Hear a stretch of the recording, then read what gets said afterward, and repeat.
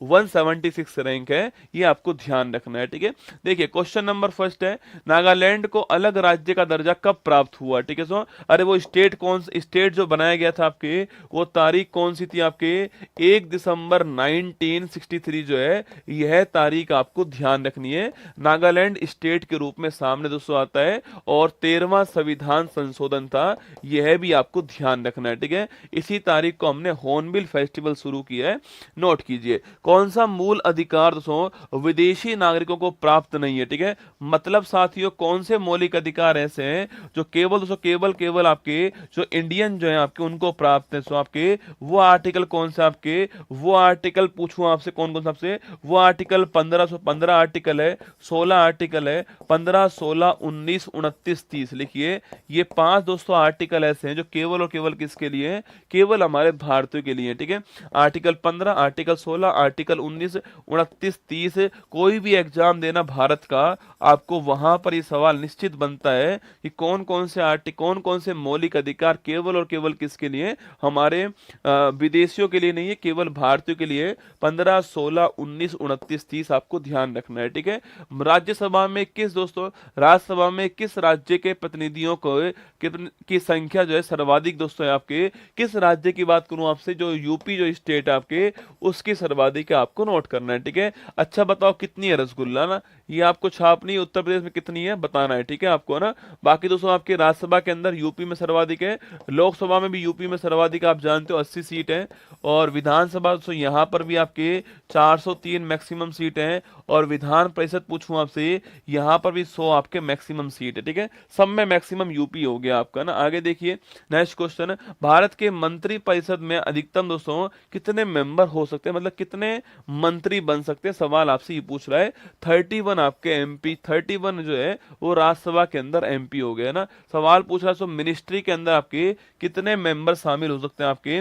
लिखिए, जो लोकसभा के कुल मेंबर आपके, लोकसभा की कुल सदस्यता जो है, इसका 15% एमपी, 15% मंत्री बन सकते हैं, और यह बात 91 कॉन्स्टिट्यूशन अमेंडमेंट के द्वारा लिखी गई है, ये आपको नोट करना है। ठीक है, बाकी रसगुल्ला दिल्ली इसका अपवाद है, दिल्ली में आपके 10% बन सकते हैं, ये भी आपको छापना है। ठीक है, दिल्ली दोस्तों अपवाद है, बाकी पूरा भारत कोई भी स्टेट हो आपके, वहां पर 15% होगा, आपको ध्यान रखना है। ठीक है, प्रथम पिछड़ा वर्ग आयोग जो है, इसके अध्यक्ष कौन थे ना, सो पहला आपके जो ओबीसी आपकी जो आयोग था आपके, उसके अध्यक्ष कौन थे, सो उसके अध्यक्ष थे बाबा कालेकर आयोग। कुछ करा तो नहीं रसगुल्ला, फिर भी आपके एक दोस्तों बाबा कालेकर आयोग बना है, दूसरा बना आपके मंडल कमीशन बना है, जिसको आप जानते हो ओबीसी जो है उसको रिजर्वेशन की बात करने वाला आयोग कौन सा है, मंडल कमीशन। ठीक है, तो पहला कालेकर आयोग था, दूसरा कौन सा है, मंडल कमीशन। ठीक है, संविधान के इनॉग्रेशन के लिए 26 जनवरी को ही क्यों चुना गया रसगुल्ला ना,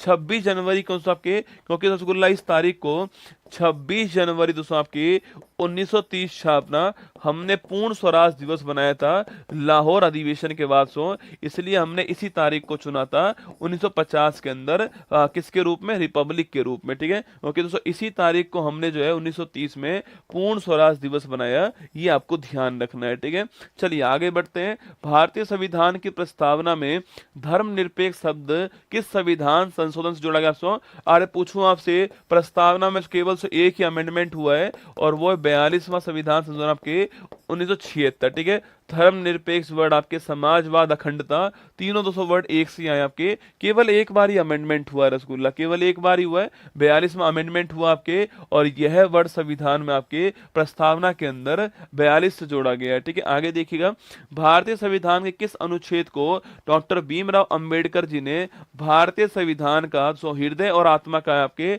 आर्टिकल नंबर 32 छापना, इसको कहा है, जिसको हम बोलते हैं संवैधानिक दोस्तों उपचारों का अधिकार बोलते हैं, ये आपको छापना है। कॉन्स्टिट्यूशन रेमेडीज है ना, संवैधानिक उपचारों का अधिकार, अगर आपके मौलिक अधिकार से उसका उल्लंघन होता है तो आप सुप्रीम कोर्ट जाइए, और वहां पर दोस्तों सुप्रीम कोर्ट के अंदर जो है वो आपके लिए 5 रिट जारी करेगी, आपके मौलिक अधिकारों के वापसी के लिए, बहाली के लिए गारंटी प्रदान करेगी। ठीक है, चलिए आगे चलिएगा। भारतीय संविधान में एकल नागरिकता पूछूं आपसे, सिंगल सिटीजनशिप जो है सो, इसकी अवधारणा किस देश से ली है आपके सो? हमने इंग्लैंड से ली है, ठीक है। बाकी दोस्तों आप जानते हो यूएसए में कौन सा आपके वहां पर दोहरी है ना, वहां पर डबल है, एक तो प्रांत की, प्रोविंस की, और एक आपके देश की, ठीक है। वहां पर दोहरी है, पर हमने एकल कहां से लिए? इंग्लैंड से लिए ना। कौन से आर्टिकल में समता के अधिकार सो इसका प्रावधान आपके? अरे राइट टू इक्वलिटी बात करूं आपसे, कहां दोस्तों आपके विधि का राइट टू इक्वलिटी आपके आर्टिकल नंबर 14 टू 18 छापना, यहां पर दोस्तों उल्लेख किया आपके 14 टू 18 के बीच में समता का अधिकार का उल्लेख है, ठीक है। किस स्थिति में बंदी प्रत्यक्षीकरण रेट जो जारी होती है आपके? अगर दोस्तों आर्टिकल 32 पूछूं आपसे, मैंने कहा 5 रिट जारी होती हैं। एक तो है हैबीज कॉर्पस, ठीक है, एक है क्यों वारंटो ना, एक कौन सी आपके? एक मैंडमस, ठीक है, एक रसगुल्ला कौन सी आपके? प्रतिषेध हो गया ना, प्रतिषेध प्रोहिबिशन, एक कौन सी आपके? उत्प्रेषण सैरिसरी, ठीक है। तो ये 5 रिट जारी होती है। हैबीज कॉर्पस पूछूं आपसे, अगर दोस्तों किसी को जबरदस्ती बंदी बनाया गया दोस्तों आपके, और उसको 24 घंटे के अंदर कोर्ट में पेश नहीं किया गया है, तो उसको सशरीर पेश करने के लिए हैबीज कॉर्पस रिट जारी होती है, ठीक है। वहीं दोस्तों अगर कोई व्यक्ति आपके अपने अधिकार क्षेत्र में काम नहीं करता, उससे बाहर काम करता है, तो उसके लिए अधिकार प्रेक्षा रिट जारी होती है, ठीक है। अगर दोस्तों कोई व्यक्ति काम ही नहीं करता है, तो हम तुम्हें आदेश देते हैं, इससे परमादेश जारी होता है, ठीक है। बाकी दोस्तों अपर कोर्ट लोअर कोर्ट के लिए प्रतिषेध उत्प्रेषण जारी करता है। ये 5 रिट जारी होती है, आपको ध्यान रखना है, ठीक है। सुप्रीम कोर्ट भी करता है, हाई कोर्ट भी करता है। सुप्रीम कोर्ट 32 से करता है, हाई कोर्ट आपके 226 से करता है, ठीक है। भारत सरकार का कौन सा अधिकारी सदस्य ना होते हुए भी भारतीय संसद की कार्यवाही में भाग लेने का दोस्तों अधिकार रखता है? वो कौन आपके? वो है अटॉर्नी जनरल। Article number 76 छापना, महान्यायवश। मैंने कहा था आपसे, ये केवल दोस्तों वोटिंग में भाग नहीं लेगा आपके, बाकी कार्यवाही में भाग ले सकता है, सुन सकता है, बोल सकता है, वोटिंग में पार्टिसिपेट नहीं करेगा, आपको ध्यान रखना है, ठीक है। प्राक्कलन समिति के मेंबर्स कहां दोस्तों कहां चुने जाते हैं आपके? अरे प्राक्कलन समिति पूछूं आपसे सो, इसमें कुल मेंबर कितने? 30 मेंबर होते हैं, ठीक है। अगर कभी सवाल पूछूं ना आपसे कि सबसे बड़ी समिति कौन सी आपके, वो एस्टिमेट कमेटी, प्राक्कलन कमेटी है, ठीक है। इसमें 30 200 मेंबर होते हैं आपके, और सबके सब मेंबर कहां से होते हैं? लोकसभा से होते हैं, ठीक है। तो एस्टिमेट कमेटी में 30 मेंबर होते हैं, सारे मेंबर एक स्थान से होते हैं। और अगर पूछूं आपसे पब्लिक अकाउंट कमेटी पूछे आपसे, यहां पर 22 मेंबर होते हैं, 15 लोकसभा से होते हैं, और 7 कहां से होते हैं? राज्यसभा से होते हैं, ठीक है। चलिए, संघ लोक सेवा आयोग के मेंबर के पदों का कार्यकाल जो कितना होता है? यूपीएससी जो मेंबर होते हैं आपके सो, कार्यकाल कितना आपके? 6 वर्ष का कार्यकाल, या फिर 65 वर्ष की एज जो है कोई भी पूरी हो जाए तो कार्यकाल समाप्त हो जाएगा, ठीक है। आगे देखिए, भारत में वर्तमान में कितने राज्यों में विधान परिषद दोस्तों है? ठीक है, तो भारत में वर्तमान में आपके तू भी मजा कर, क्या है? तू भी मजा कर लिखना, ये ट्रिक आपको नोट करने। कर्नाटक दोस्तों आपके, आंध्र प्रदेश, महाराष्ट्र, बिहार, उत्तर प्रदेश, तेलंगाना, ठीक है। तो 1 2 3 4 5 6, तो भारत में वर्तमान में 6 राज्यों के अंदर आपके स्टेट में बाई कैमरल लेजिस्लेटिव है ना। बाई कैमरल मतलब विधानसभा भी है और साथ में विधान परिषद भी है, ठीक है। आगे देखिए, 12वीं अनुसूची में कुल दोस्तों आपके कितने विषय होते हैं? ठीक है, तो जो 12वीं अनुसूची आपके, इसमें विषय कितने होते हैं आपके? देखो 11वीं पूछूं आपसे, यहाँ पर विषय कितने आपके? 29 विषय यहाँ पर, ठीक है। और 12वीं पूछूं आपसे, यहाँ पर 18 विषय आपके लोकल अर्बन बॉडीज के लिए, और ये आपके लोकल रूरल बॉडीज के लिए 29 विषय आपको छापना है 11वीं अनुसूची के अंदर, और 12वीं लिखना आपके 18, नोट कीजिए, ठीक है। आगे देखिए, भारत में कुल कितने संविधान संशोधन आपके अधिनियम पारित हो चुके हैं? ठीक है, कितने एक्ट पारित हो चुके हैं आपके? देखो बिल तो 128 आ चुके हैं, ठीक है। एक्ट कितने बन चुके हैं? 106 जो है वो एक्ट बन चुके हैं। अंतिम कौन सा था? वो नारी शक्ति वंदन अधिनियम वाला था अंतिम, ठीक है। 128 बिल आ चुके हैं और 106 अधिनियम बन चुके हैं, इतने पास हो चुके हैं, ठीक है। बाकी पास नहीं हुए ना। राष्ट्रीय ध्वज को कब दोस्तों अपनाया हमने? राष्ट्रीय ध्वज छापना इसको हमने 22 जुलाई 1947 को अपनाया है, ये आपको नोट करना है, ठीक है। राष्ट्रीय ध्वज है ना। आगे देखिएगा, राष्ट्रीय गीत को कब दोस्तों अपनाया हमने?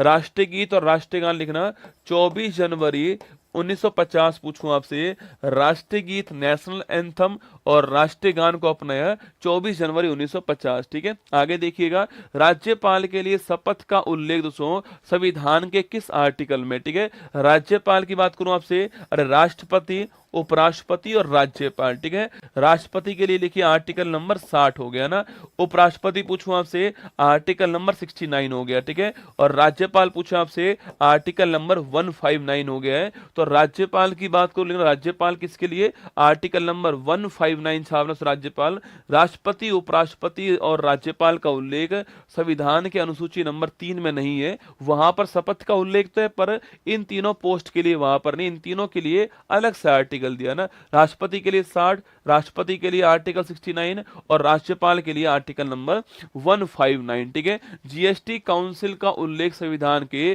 किस आर्टिकल में? 279 दोस्तों ए जो है, यहां पर जीएसटी काउंसिल आपको नोट करना है, 279 ए के अंदर जीएसटी काउंसिल है। ठीक है, बाकी दोस्तों हेड कौन होता है इसका? फाइनेंस मिनिस्टर इसका हेड होता है, ये आपको नोट करना है। ठीक है, रामनाथ कोविंद कमेटी पूछूं आपसे, इसका निर्माण क्यों हुआ रसगुल्ला? अरे याद करो, वन नेशन वन इलेक्शन, किसके लिए?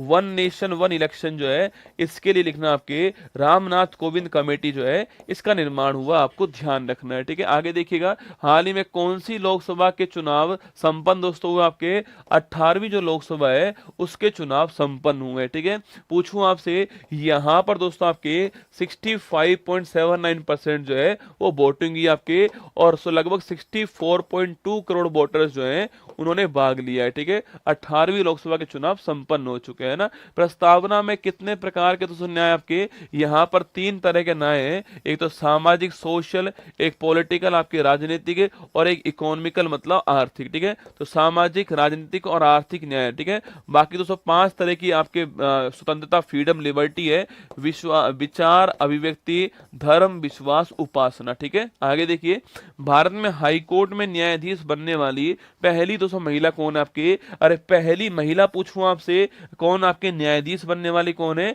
वो है अन्ना चांडी। कौन सा? अन्ना चांडी, केरल हाई कोर्ट जो है उसकी पहली महिला क्या है? केरल हाई कोर्ट की पहली महिला न्यायाधीश है अन्ना चांडी। ठीक है, वही सवाल पूछूं आपसे, हाई कोर्ट की पहली महिला मुख्य न्यायाधीश कौन आपके? वो बनी है लीला सेठ। कौन? लीला सेठ बनी है, और वो हिमाचल प्रदेश हाई कोर्ट की है। ठीक है, देखो मुख्य न्यायाधीश पूछो कौन है आपके? वो लीला सेठ है ना।